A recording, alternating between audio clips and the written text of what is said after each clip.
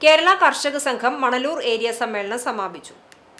2 ദിവസങ്ങളിലായി എളവള്ളിയിൽ നടന്ന കേരള കർഷക സംഘം മണലൂർ ഏരിയ സമ്മേളനത്തിന്റെ ഭാഗമായുള്ള പ്രതിനിധി സമ്മേളനം എളവള്ളി സാമ്പത്തികോദ്ധാരണ സംഘം ഹാളിൽ സജ്ജമാക്കിയ പി. കെ. പീതാംബരൻ നഗറിൽ കർഷക സംഘം ജില്ലാ സെക്രട്ടറി എ.എസ്. കുട്ടി ഉദ്ഘാടനം ചെയ്തു.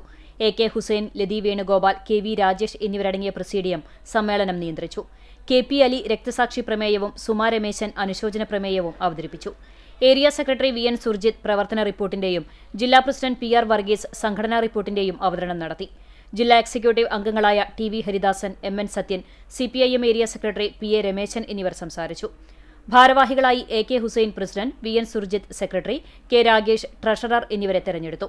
2ാം ദിവസം പൊതുസമ്മേളനത്തിന്റെ ഭാഗമായി എളവള്ളി പാറ സെന്ററിൽ നിന്നും പ്രകടനം ആരംഭിച്ച് മമ്മായി സെന്ററിൽ സജ്ജമാക്കിയ ടി. കെ. ഭാസ്കരൻ നഗറിൽ സമാപിച്ചു.